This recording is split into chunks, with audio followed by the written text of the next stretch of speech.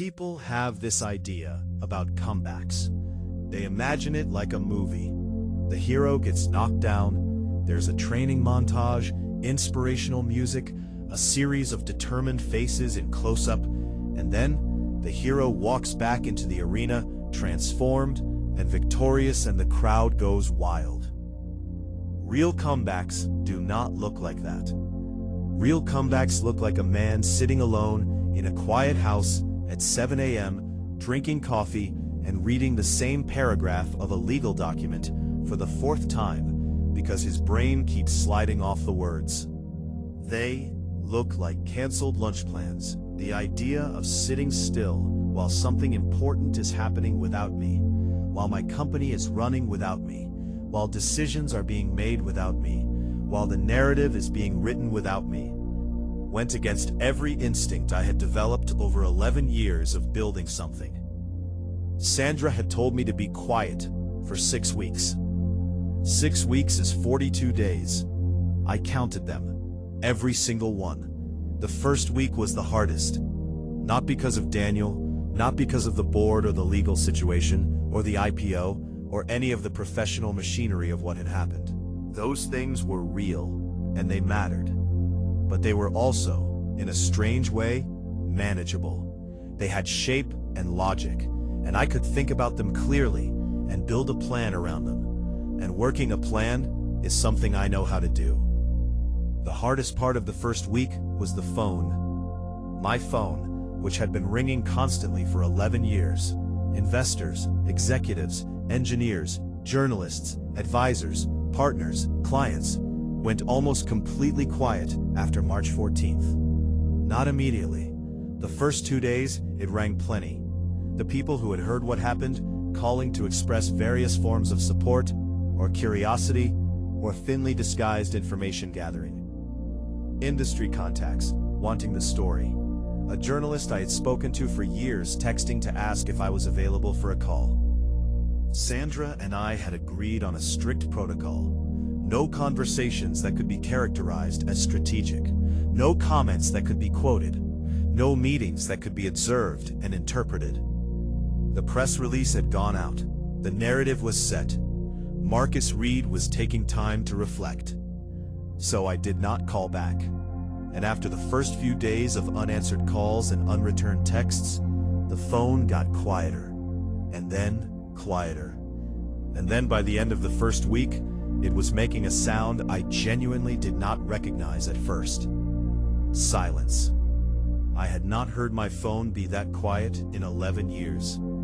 I sat with it one evening, a Thursday, first week, maybe 8 days after March 14th, and I realized something that I had not fully understood before. I had been using the noise of my professional life as a kind of constant reassurance. The calls and the emails and the messages were not just work. They were proof. Proof that I existed in the world in the way that I had decided I existed. Proof that I was the person I had spent 11 years building myself into. Take away the noise, and what was left? I sat with that question longer than was comfortable. And then I did something I had not done in a very long time. I went to get my daughter from school. My daughter's name is Isla. She was 7 at the time of all this. She has her mother's eyes. My ex-wife Elena, who I divorced 4 years earlier, in the particular sad civilized way of two people who had grown into different shapes and had enough respect for each other to admit it before they turned into enemies. Isla lived with Elena during the week and with me on weekends and on Wednesday evenings, and on whatever additional days we could arrange around the particular chaos of both our schedules. I was not a bad father. I want to say that clearly, and I also want to say that saying it clearly does not make it fully true. I was present when I was present. I read the bedtime books, and I showed up to the school events, and I knew the names of her friends and her teacher, and her strong opinions about which flavor of yogurt was acceptable and which was not.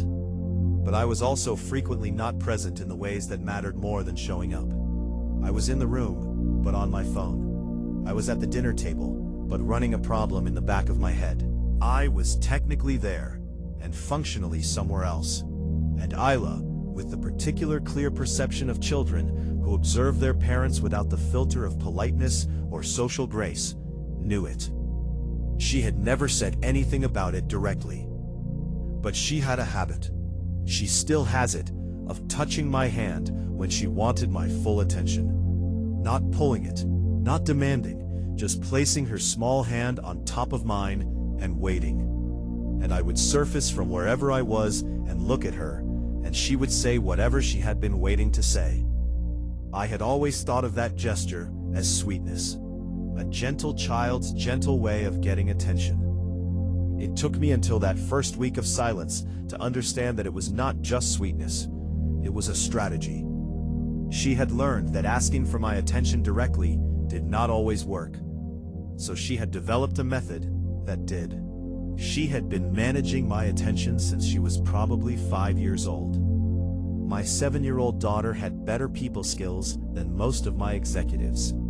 I went to get her from school on the 8th day after March 14th. Stood outside the gates with the other parents, mostly mothers, a few fathers, everyone on their phones except me, because I was trying very hard not to be on my phone. The bell rang, the doors opened. The stream of small people came out. She saw me before I saw her. I know this because when I located her in the crowd, she was already looking at me with an expression that was trying to be casual and not quite succeeding. Surprise recalibrated quickly into something more neutral. I was not supposed to be there. This was not my day. Looked up. "You're here," she said. "I'm here," I said. "It's not Wednesday." "No," I said. "I just wanted to pick you up." She considered this for a moment with the judicial thoroughness that she applied to things she was not sure about. Then she took my hand and we walked to the car. We went for ice cream. This was her suggestion, delivered not as a suggestion, but as a statement of what was happening next, which was a negotiating style she had clearly inherited from me, and which I found both exhausting and deeply charming. We sat across from each other at a small table. She had chocolate. I had coffee, because I was not hungry, but sitting at the table without something in front of me felt strange. She ate her ice cream with the focused pleasure of someone for whom ice cream is a serious undertaking. Did not talk for a while. I did not push. I had learned that Isla talked when she was ready and not before, and that trying to accelerate the process produced either silence or an entirely different conversation than the one that would have happened if you had waited. After about 4 minutes, she said without looking up from her ice cream, "Mom said you don't work at your company anymore." I looked at her. She was still focused on the ice cream, but there was a quality of attention in her stillness that told me she was listening very carefully to whatever came next. I ran several options quickly, and rejected most of them as either too complicated, or too dishonest, or too much about managing her reaction, rather than actually talking to her. I said, "That's right, for now." She looked up. "For now means it might change?" "It might," I said. "Do you want it to change?" I looked at my 7-year-old daughter asking me with complete directness the question that I had been circling around in my own head for 8 days without landing on a clean answer. "Yes," I said, "I do." She nodded, went back to the ice cream. Then after a moment, "Why did they say you couldn't work there anymore?" I thought about it carefully. "Because some of the people I work with decided they wanted to do things differently," I said, "and they thought it would be easier to do that without me." "Were they right?" she said. I blinked. "What do you mean?" "Were they right that it would be easier without you?" She said it completely without judgment, pure inquiry, the way children ask things before they have learned to wrap questions in social cushioning. I sat with that for a moment. "Maybe easier," I said, "not better." She thought about this. "What's the difference between easier and better?" I looked at her across the small table. Chocolate ice cream, 7 years old, asking me a question that I had spent 11 years in business learning to answer, and still did not have a clean version of. "Easier means fewer arguments," I said. "Better means the right arguments happen even when they're uncomfortable." She absorbed this. nodded slowly in the way she nodded when she was filing something. Then she said, "So you're going to go back?" "I'm going to try," I said. She looked at me, the direct look, the one that did not have any performance in it. "Okay," she said, and went back to the ice cream. That was it. No drama, no reassurance sought or offered, just the clean exchange of two people who trusted each other enough to say the real thing. I sat there and felt something shift inside me that I could not name precisely. Not the legal calculation, or the strategic plan, or any of the professional machinery. Something simpler and older than any of that. The reminder of what the work was actually for. Not the title, not the building or the skyline, or the room with the light in the corridor. Not even the company exactly. The reason a person builds something is because building is how they participate in the world, how they leave something that was not there before, how they justify the particular shape of energy they were born with.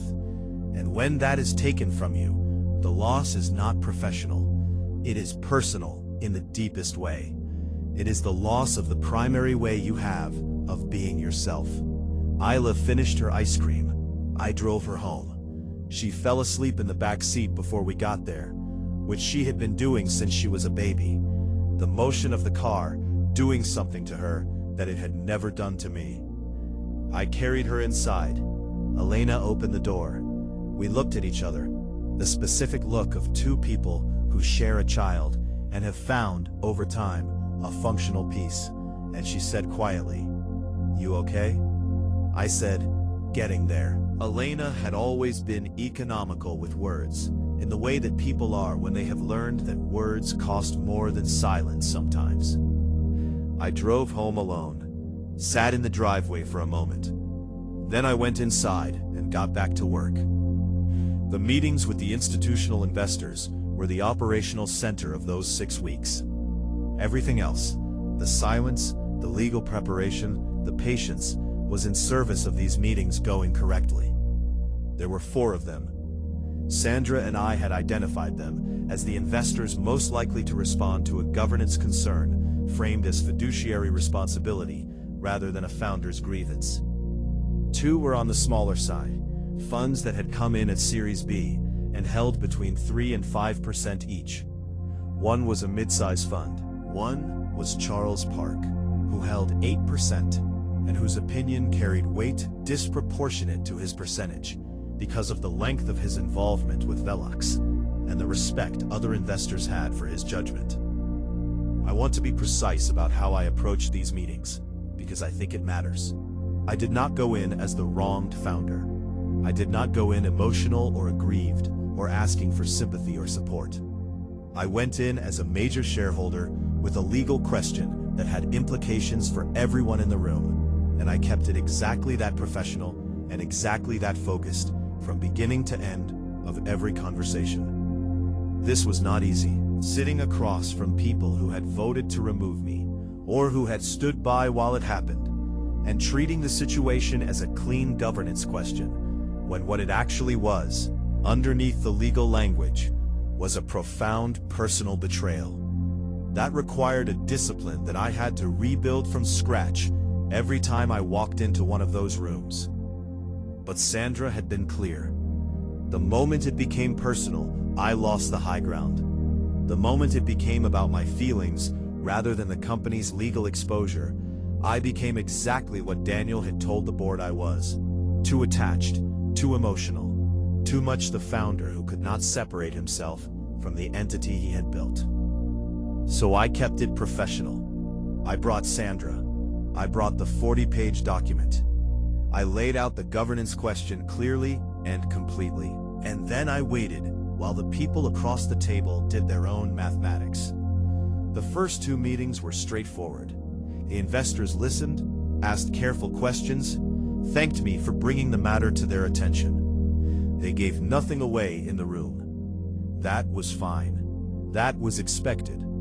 Institutional investors do not make decisions in the room where they receive new information. They make decisions in the room afterward, where they talk to their own attorneys and partners and model out the risk. I was not trying to win the meeting. I was trying to plant information that would grow in the days after. The third meeting was harder. The investor was a man named Thomas Brightwell, a detail-oriented, risk-averse fund manager who had been one of the more skeptical voices in our Series C negotiations, and whose skepticism I had found exhausting at the time, and now deeply appreciated. Thomas asked harder questions than the first two. He wanted to understand not just the legal mechanics of the governance issue, but the practical implications. What resolution actually looked like, what it would require from the board, what the timeline was relative to the IPO, what the public disclosure requirements were. He also asked me something that none of the others had asked. He said, if the board agrees to the restructured arrangement, if you go back in, can you actually work with Daniel Cross? I had prepared for a lot of questions. I had not fully prepared for that one, not because I didn't have an answer, but because the answer required me to say something honest rather than strategic. And honest answers in investor meetings carry a different kind of weight. I said, I don't know. I think there is a version of Daniel and me that can coexist professionally. Because the alternative is a company that carries an unresolved war in its foundation. And that is worse for everyone than two people learning to work around each other.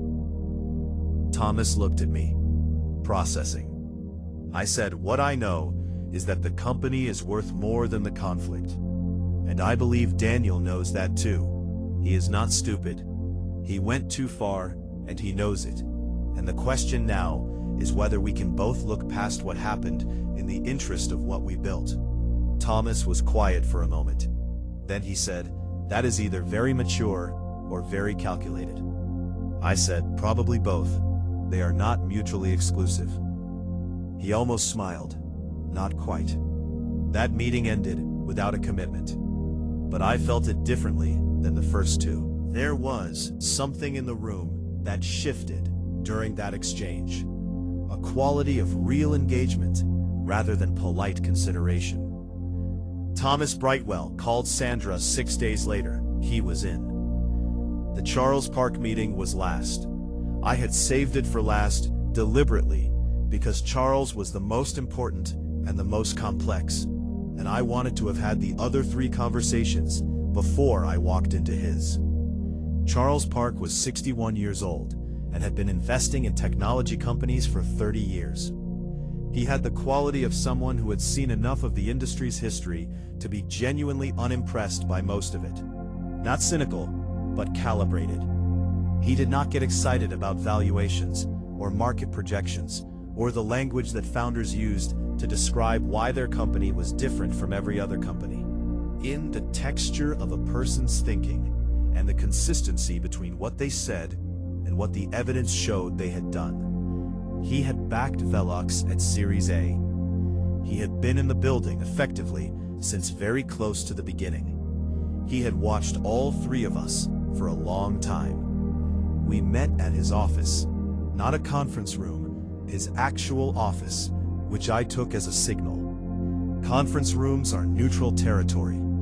A person's own office is where they feel most themselves, and inviting someone into it is a form of saying, I am not performing for you here. Sandra was with me. She sat slightly to the side, the way she always did in these meetings. Present, attentive, saying nothing unless I needed her to say something. Her very presence, a kind of legal punctuation mark on whatever I was saying. We went through the document.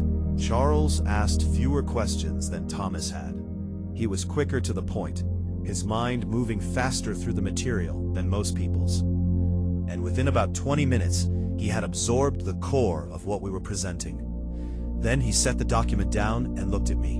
The legal case is solid, he said. Sandra's work is as good as it always is. He nodded briefly towards Sandra, who acknowledged it with the minimal nod that was her version of thank you.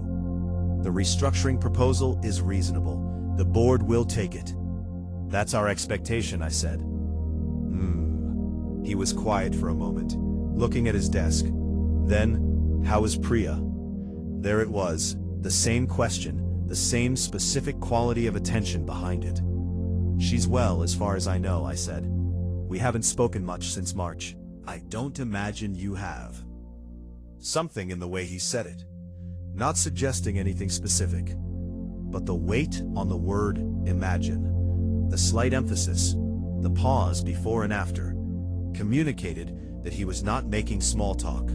Charles, I said, is there something about Priya that I should know? He looked at me for a long moment, a look of someone deciding how much to say. Then he said, I think Priya is going to be fine. Not the answer to my question, not even close. An answer to a different question, one I had not asked, that somehow contained more information than a direct response would have. I filed it. Sandra, I noticed from the corner of my eye, made a very small note on her legal pad, and then turned the page. We finished the meeting. Charles said he would be in touch. He walked us to the door himself, which was another signal. People who walk their guests to the door are communicating that the meeting mattered to them personally, not just professionally. In the elevator going down, I looked at Sandra. He knows something, I said. Yes, she said. About Priya? Yes. And you know it too. She looked at the elevator doors, then back at me. After the board meeting, she said. Sandra, Marcus, her voice was completely level. The level of someone who has made a decision and is not interested in revisiting it. 4 more weeks. Focus on what you can control. We walked out. I focused on what I could control. For 4 more weeks. It was the hardest thing I have ever done, and I have done some hard things. I want to tell you about something that happened in week 4 that had nothing to do with VELOX or Daniel or Sandra or any of the professional stories. I went for a run. This sounds trivial. It was not trivial. I used to run every morning before VELOX consumed everything, back in my late 20s, when I had time and space in my head for things that were not the company. Then, gradually the running had disappeared the way that things disappear when you are not paying attention. Not a decision to stop, just a slow fade. The mornings getting earlier, and the schedule getting tighter, and the run getting pushed back until it was never happening anymore. Week 4 of my silence, a Thursday morning. I woke at 5:47 as usual, and instead of going straight to my office and opening my laptop, I put on trainers and went outside. I ran badly. My lungs objected. My legs, which remembered running in some deep muscle memory, the way bodies remember things the mind has forgotten, were willing, but confused about why we were suddenly doing this after such a long absence. I went about 2 miles before I had to stop and walk. But here is what happened while I was running. Not the calculated quiet of the 6 weeks, the strategic silence, the disciplined not saying the thing. A different quiet. The quiet that comes when you give your body something real to do, and it occupies enough of your processing capacity that the part of your brain running continuous analysis of the legal situation, and the investor meetings, and the board meeting timeline, and Daniel and Priya and Sandra's careful withholding of something important, that part gets crowded out. Not permanently, not even for very long, but for enough minutes that you get a glimpse of what your head is like when it is not full of the thing that is consuming it. What I found in the quiet was something I had not expected. Grief. Not the active, productive grief of the first days, the kind that has direction and purpose, that is moving towards something. A different kind, quieter. The grief of someone who has been so busy with the mechanics of the situation, the legal strategy, the investor meetings, the careful counting of days, that they have not yet sat with the simple human fact of what happened. I had been fired from the company I built. Not as a legal abstraction, not as a governance challenge to be resolved, as a human fact, as something that had happened to me personally and hurt me personally, and would leave a mark, regardless of how the next board meeting went, or how many votes I recovered, or how clean Sandra's 40-page document was. The company would be okay. I believed that. The comeback would work. I believed that too. But the thing with Daniel, the thing that 11 years of trust had turned into, That was going to leave a scar, and I have been so focused on the strategy that I had not let myself feel the scar forming.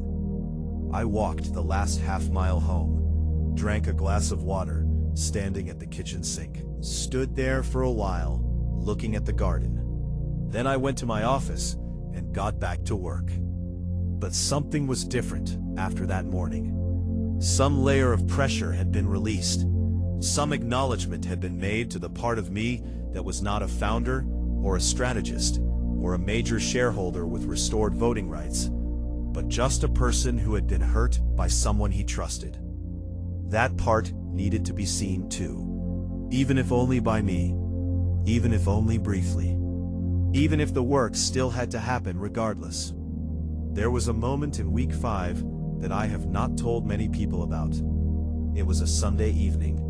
I had spent the day with Isla, a good day, the kind of day that reminded me what I was working toward. She had shown me a very serious collection of interesting rocks she had been assembling over several months, and explained the qualities of each one with the authority of someone who had put genuine thought into rock taxonomy. I had listened with complete attention and asked questions that she found satisfactory. I drove her back to Elena's at 6, came home, made dinner, sat in the quiet kitchen. And then I picked up my phone and scrolled to Daniel's number and sat there looking at it. I am not entirely sure what I would have said if I had called. Some version of why, not strategically, not legally, just the human question underneath everything else. We built this together. I trusted you. Why did you do this the way you did it? Why did it have to be a boardroom ambush and a prepared vote and 9 hands raised in a room while I sat there counting them? Why could it not have been a conversation first? I sat there looking at his name in my phone for probably 3 minutes. Then I put the phone down. It was not the right time. That was the practical reason, and it was real.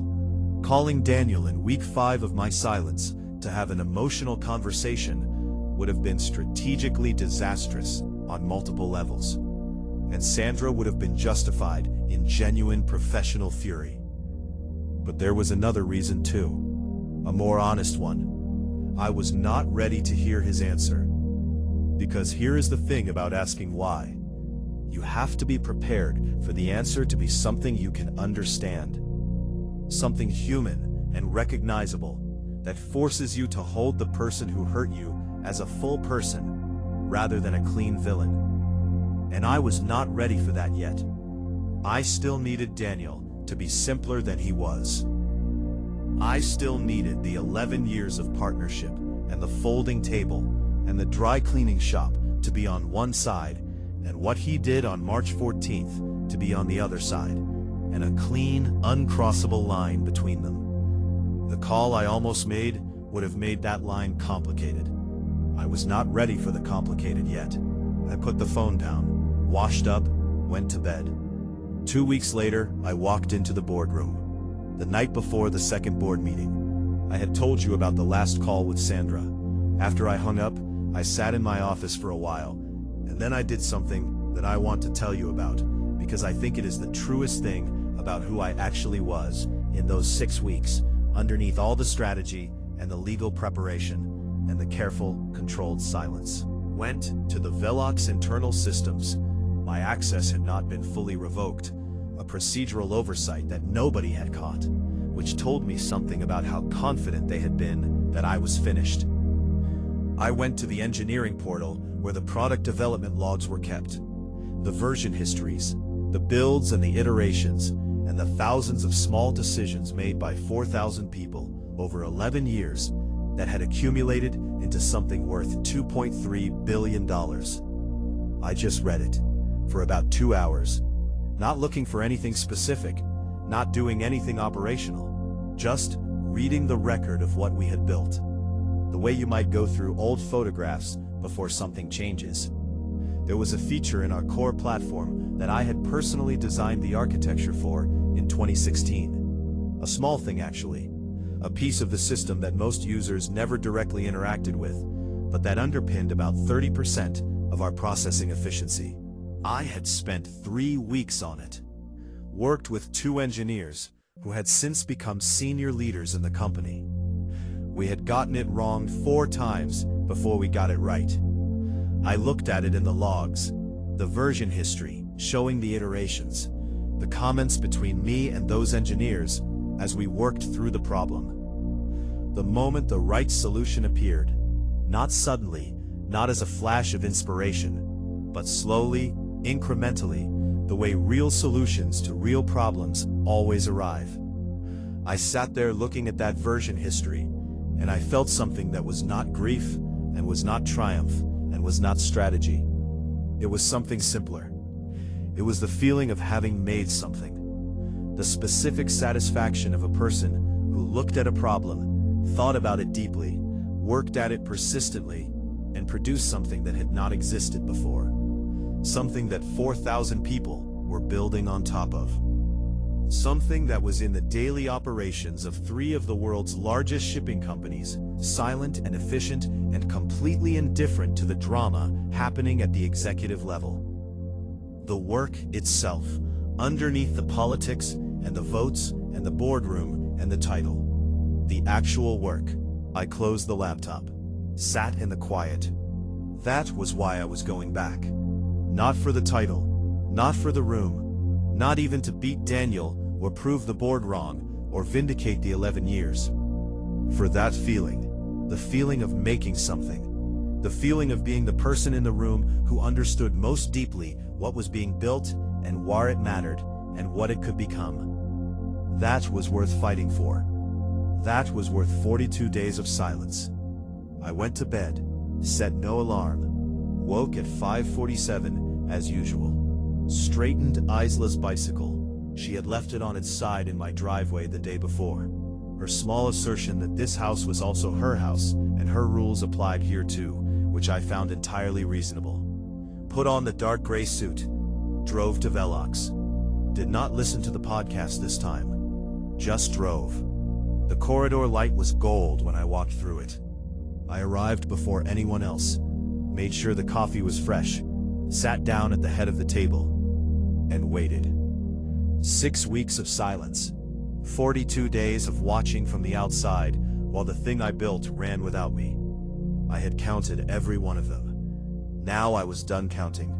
The document was on the table, the coffee was hot, and one by one the people who had voted 9-1 to remove me from the company I co-founded were about to walk through a door and find me already sitting at the head of it. The quiet was over. Next episode, the investors. What happened inside those 4 meetings that I did not tell you? What Charles Park actually said when Sandra left the room. And the moment I understood that the comeback I was planning was not the only one in motion.